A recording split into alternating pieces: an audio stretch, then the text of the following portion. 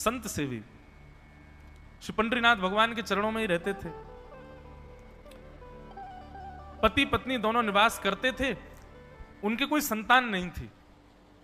इसलिए उन्होंने जीवन भर क्या नियम अपनाया कि जो भी धन आदि उनके पास था, जो भी वैभव था, उन्होंने वो पंढरपुर आने वाले वैष्णवों की सेवा में खर्च करने का उसका मन बनाया कि यहां इतने दर्शनार्थी आते हैं, सबका भोजन प्रसादी सामग्री हमारे घर में बना करेगी। तो श्री त्रिलोचन जी पंढरपुर आने वाले दर्शनार्थियों को घर बुला करके प्रेम से भोजन पवाते थे। और जितने भी दर्शनार्थी दर्शन करके पंढरपुर से जाते थे, वो अन्य संतों को कह देते, कहां जा रहे हो? बोले पंढरपुर जा रहे हैं। बोले भैया पंढरपुर जा रहे हो तो त्रिलोचन जी के यहां जाना, उनके यहां भोजन प्रसादी बहुत बढ़िया संतों के अनुकूल बनाते हैं। बड़ी ख्याति हो गई महाराज जी। अब तो जितनी भीड़ पंढरपुर विठल मंदिर में, उतनी भीड़ त्रिलोचन जी के घर के बाहर संतों की, दर्शनार्थियों की, सब प्रसाद पाने के लिए जाते।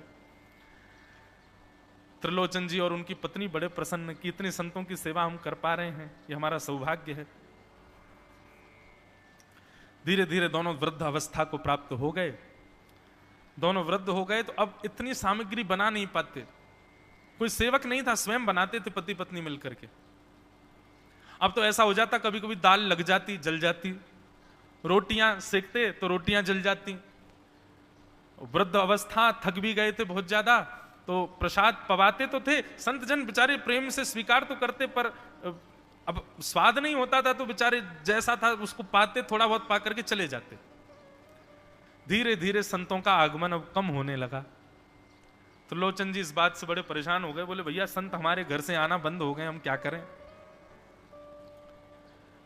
तो श्री त्रिलोचन जी महाराज ने जमन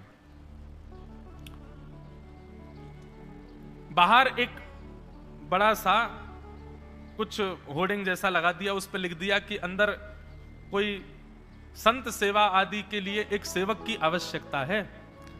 अगर किसी के अंदर सेवा भाव हो तो वो आकर के भीतर संपर्क करे। बंधुओं, एक बात सदैव याद रखना, संत सेवा, ब्रजवासी सेवा, गौ सेवा, इन सब सेवाओं के प्रकल्प में यदि आप सेवक की कामना करोगे तो कहीं ना कहीं किसी ना किसी रूप में ठाकुर जी आएंगे सेवा के लिए।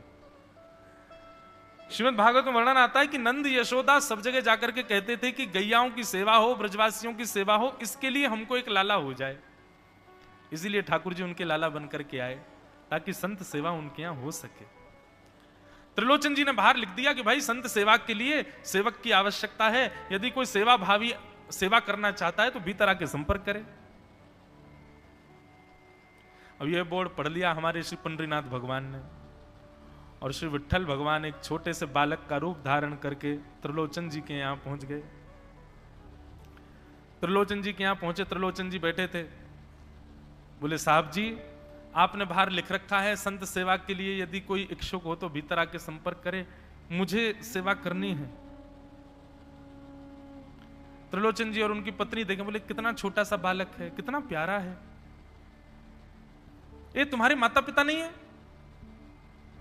बोले होंगे तो पता नहीं, मुझे तो पता नहीं, मैंने कभी देखा नहीं अपने माता पिता को, मैं अकेला ही हूं, ना मेरे कोई भाई है, ना कोई मेरे मित्र है, ना मेरे कोई बंधु है, ना मेरे माता पिता, मैं अकेला ही हूं। त्रिलोचन जी की पत्नी को तो इतनी दया सी आ गई, अरे राम राम, बेचारा अकेला बालक है। अच्छा चलो ठीक है, तुम यहां सेवा कर लेना, लेकिन कुछ नियम है उनको सुन लो। सबसे पहले तो अपना नाम बताओ, तुम्हारा नाम क्या है? विठल भगवान ही थे वो, तो छोटे से बालक के रूप में गए थे। बोले मेरा नाम है अंतर्यामी। त्रिलोचन जी बोले नाम सुनकर के तो ऐसा लगता है जैसे सच में अंतर्यामी है क्या? अच्छा बेटा अंतर्यामी, सेवा करोगे? बोले ये सेवा करना तो मेरा जन्म जन्मांतर का काम है, मैं यही तो करता हूं। संतों की सेवा करना, वैष्णवों की सेवा करना, भक्तों की रक्षा करना, ये मेरा जन्म सिद्ध अधिकार है, मैं इसी के लिए ही आता हूं। त्रिलोचन जी और उनकी पत्नी एक दूसरे का मुख देख करके बोले नेक सा बालक है, लेकिन बोलता कैसे है? ठाकुर जी तो सत्य ही बोल रहे थे। बोले अच्छा, सुबह एक सब्जी बनानी पड़ेगी, दाल बनानी पड़ेगी, और हमारे यहां लगभग 100-150 संत आते हैं, उनके हिसाब की रोटी बनानी पड़ेगी, और सब बेटा तुमको करना पड़ेगा, हम थोड़ा बहुत सहायता कर देंगे, हमसे ज्यादा बनता नहीं है, तुमको ही सब सिद्ध करना पड़ेगा। अंतर्यामी भगवान बोले बिल्कुल निश्चिंत रहो, हम खीर भी बनाएंगे, हम रबड़ी भी बनाएंगे, हम रायता भी बना दिया करेंगे, हम 2-4 सब्जी और बना दिया करेंगे। त्रिलोचन जी बोले नेक्स्ट सा बालक, सब जानते हो तुम? बोले हाँ हमको सब आता है, दुनिया का कोई काम नहीं जो हमको नहीं आता हो, और सुनिए झाड़ू पोंछा बर्तन भी कर देंगे हम। त्रिलोचन जी तो बड़े खुश हो गए, बहुत बढ़िया सेवक मिला यार, ये तो सब काम करता है। लेकिन भगवान बोले लेकिन अब हमारी शर्त सुनो। त्रिलोचन जी बोले तुम्हारी भी शर्त है? बोले हाँ। क्या शर्त है भैया? बोले हमारी पहली शर्त यह है कि हम दुनिया को बना के खिलाएंगे, लेकिन हमको आपको बना के खिलाना पड़ेगा, हम अपने हाथ का बना नहीं पाते, हम आपके हाथ का बना। और ये वास्तविकता है, ठाकुर जी पूरी दुनिया को पवाते हैं, लेकिन स्वयं भक्त के हाथ से बना ही पाते हैं। स्वयं क्या पाएंगे? तुम लोग सिद्ध करके लाओ, तुम अपने मनोभाव से बना के लाओ, हम वही पाएंगे। ठाकुर जी वो कोई कमी, पूरी दुनिया में अनाज ठाकुर जी उगा रहे हैं, पूरी दुनिया में सब्जी ठाकुर जी उगा रहे हैं, पर जब स्वयं भोजन करने बैठते हैं तो कहते हैं भक्त बना के लाए, वो पाएंगे हम तो।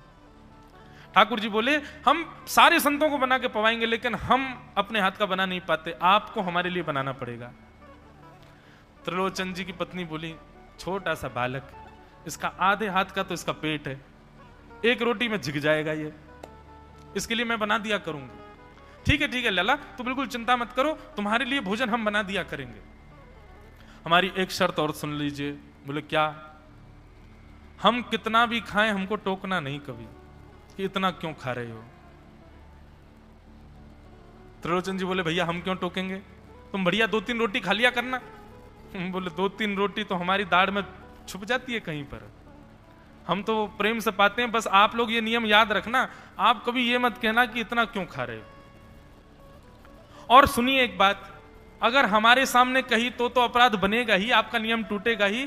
किसी और से जाकर के यदि आपने कह दिया कि बहुत खाता है, क्या बताएं, तो हम उसी दिन अंतर ध्यान हो जाएंगे, उसी दिन आपका घर छोड़ के चले जाएंगे, फिर दूरते रहना सेवक। त्रिलोचन जी बोले हम क्यों कहेंगे भैया, हम तो कभी नहीं कहेंगे, हम दोनों तुमको वचन देते हैं, तुम प्रेम से रहो, सबका सेवा करो, हम कभी नहीं कहेंगे कि इतना खाता है। भगवान बोले तो ठीक है, फिर कल से सेवा शुरू। अगले दिन महाराज त्रिलोचन जी और पत्नी उठे सवेरे ब्रह्म मुहूर्त में, देखा तो महाराज भीतर ही ठाकुर जी बढ़िया अपनी कमर कस करके, सिर पर ढांटा बांध करके, मुंह पर कपड़ा लगा करके, और कढ़ाई में लिए चला रहे हैं, बना रहे हैं दाल, एक हाथ से दाल बना रहे हैं, फिर दौड़ के जाते हैं दूसरी कढ़ाई पे, वहां पर खीर बना रहे हैं, फिर कहीं जाते हैं वहां पूड़ी उछाल उछाल करके धर रहे हैं। त्रिलोचन जी और उनकी पत्नी देख रहे खड़े खड़े, अकेले ठाकुर जी सब बना रहे हैं, नेक्स्ट सा बालक। 8 बजे से संतों की जमात आनी प्रारंभ हो गई, सुबह के समय हो गया।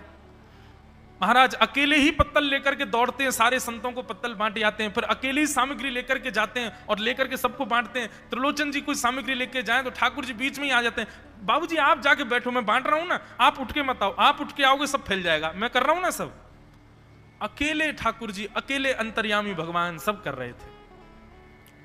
और त्रिलोचन जी और उनकी पत्नी बड़े प्रसन्न, जय हो विठोबा, तेने तो भैया ऐसा लगे साक्षात तुम्हें ही आ गए हो, कितनी कृपा हो रही है, देखो कैसा सेवक मिला है हमें। भले ही संतान नहीं दी ठाकुर जी ने, लेकिन ऐसा सेवक दिया है जिससे परिपूर्ण आनंद हो गया है। संतों की भोजन प्रसादी हुई, महाराज खूब प्रेम से सब संतों को पवाया, संत भी सब वाहवाही करके गए, बोले वाह त्रिलोचन जी आपके यहां खूब बार पाया, लेकिन आज जैसा प्रसादी हमने कभी नहीं पाई। त्रिलोचन जी बड़े प्रसन्न।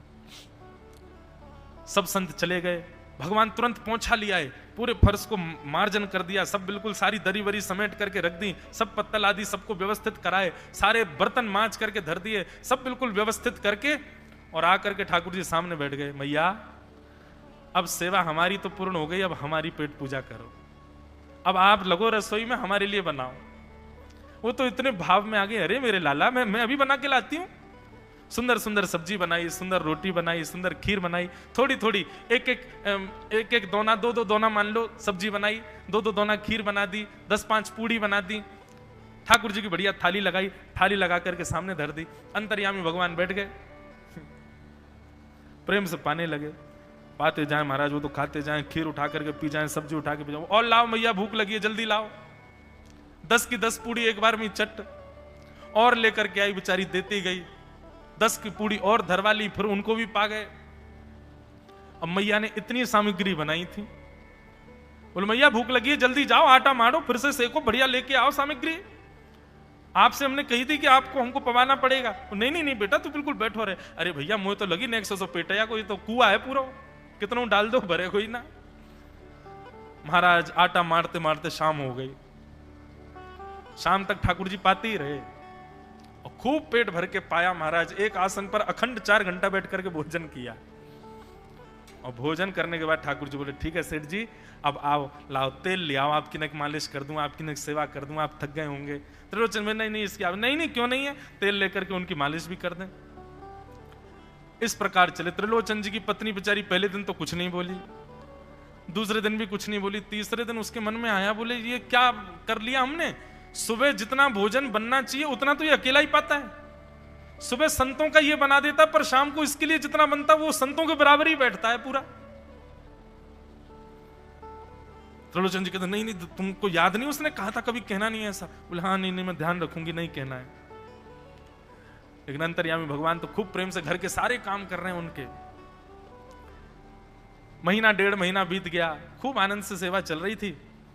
एक दिन त्रिलोचन जी की पत्नी पड़ोस में किसी के पास बैठी थी, तो पड़ोसी तो होते ही हैं सब घर के बात बोलने वाले, उन्होंने कह दी बोले कि आपके घर में तो आजकल बड़ी खुशहाली आ गई है।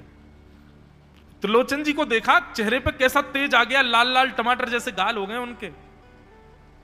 बोले अरे वो आया है ना अंतर्यामी सेवक हमारा, बहुत सेवा करता है, प्रसादी वगैरह सब वही बनाता है, फिर मालिश करता है उनकी, बढ़िया बढ़िया उनके लिए जूस निकालता है, बढ़िया उनको सब भोजन पानी पवाता है, इसलिए इस वजह से त्रिलोचन जी बढ़िया। वो त्रिलोचन जी तो बढ़िया हो गए, तुम सूख गई हो, तुम इतनी पतली दुबली क्यों हो गई,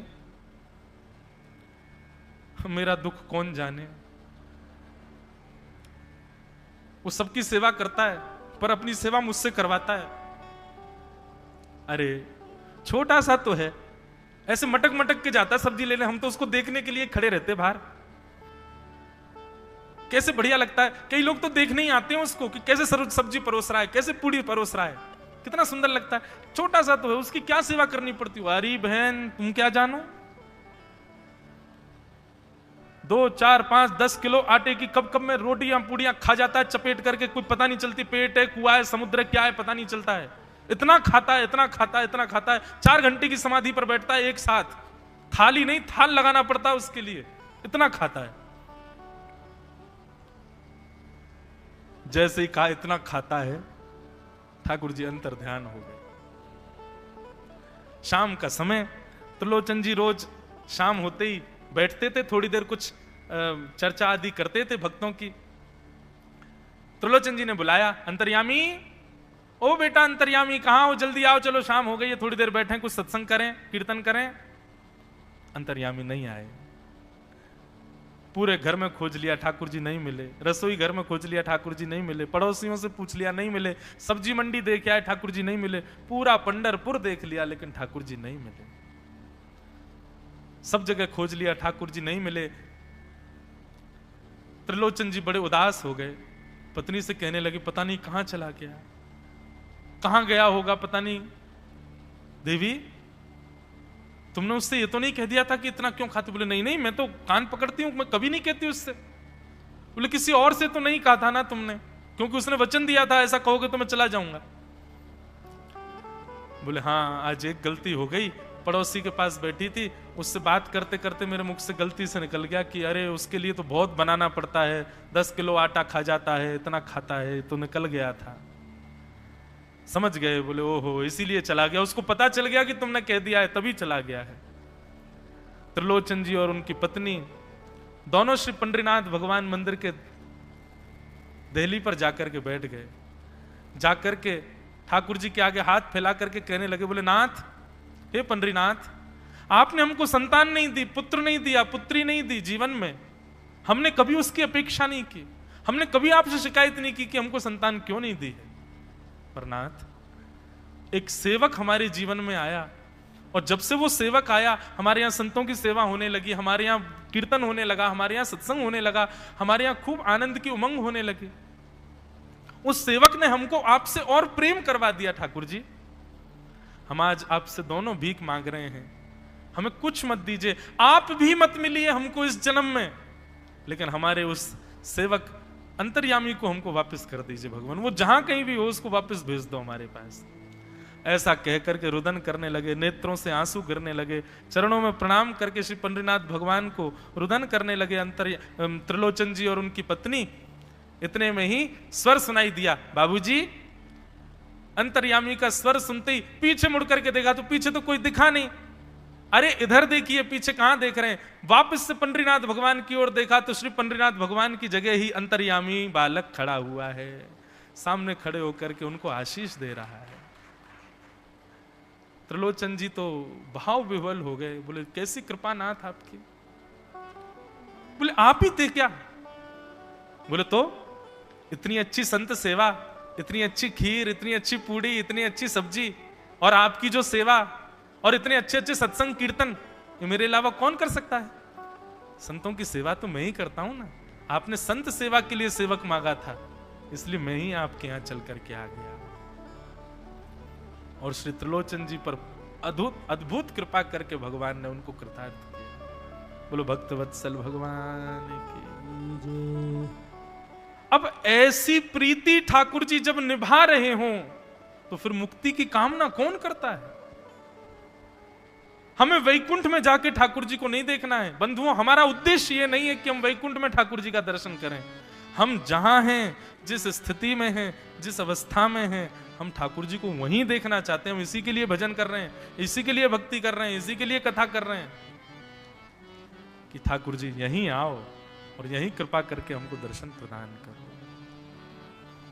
बोलो भक्त वत्सल भगवान की।